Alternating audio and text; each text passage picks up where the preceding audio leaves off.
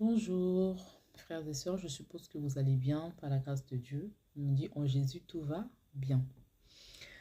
J'ai un petit témoignage qui m'a fait rire en fait. On en a rigolé. J'ai une amie qui m'a appelé, avec qui on a échangé et qui me dit mais pourquoi dans mes rêves en fait, on me poursuit et soit on me rattrape toujours, ou soit même quand je crie Jésus, Jésus, ça ne sort même pas. Le mot Jésus ne sort même pas de ma bouche. J'arrive même pas à parler, j'arrive même pas à ouvrir ma bouche et tout. On a rigolé et tout. Moi, je lui demande, mais quelle est ta vie de prière?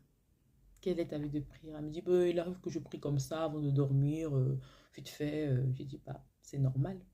Ne t'attends pas. En fait, si tu as une vie de prière qui est comme ça et que dans le sommeil tu cries Jésus, comment ça va? En fait, ton esprit est lourd. Ton esprit est lourd. Mais je lui ai dit, c'est pas. En fait, je l'ai rassuré. J'ai dit, il n'y a pas que toi. Ça arrive à beaucoup de personnes. Même quelqu'un qui a une vie de prière constante, une fois que tu baisses, vraiment, tu as baissé, tu as lâché prise. Et il peut arriver que tu fasses ce genre de rêve et tu essaies de crier Jésus, mais tu n'arrives pas. En fait, ton esprit, il est lourd.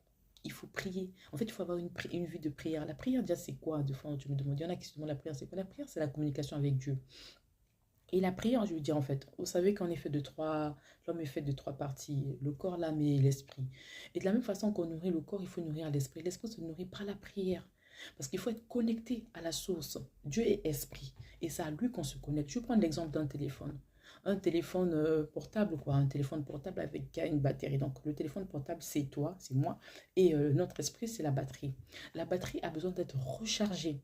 Regardez quand la batterie est déchargée. Il y a beaucoup de fonctionnalités en fait, qui ne marchent pas. Tu peux pas passer des appels, tu peux envoyer un message, tu peux même pas. Voilà. Mais une fois que la batterie est chargée, bah, tu peux faire tout ce que tu veux de ton téléphone. C'est pareil avec la prière. La prière, il faut que l'esprit soit rechargé tout le temps à la source. Et la source, c'est Dieu. La source, c'est Dieu. Et donc, si tous les jours, tu as une vie de prière constante, en fait, la prière n'a pas d'endroit. Des fois, on dit non, il faut que tu rentres dans la chambre, un machin, tu fermes. Non, non, non, tu peux prier n'importe où. Et quand tu pries, tu n'es pas obligé de crier, que tout le monde sache que tu es en train de prier. Non, non, non. Dans le silence, tu pries. Tu es là, si tu pries, en fait, voilà, au-dedans de toi. Dans l'intimité avec Dieu, tu pries.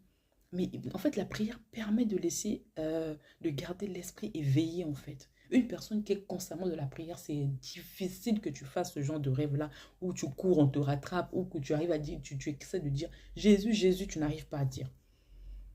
Je pense que je ferai peut-être, je ne sais pas, une petite série sur la prière, comme reconnaître que la vie de prière n'est plus. Mais là, c'est l'un des thermomètres, en fait, qui doit te dire que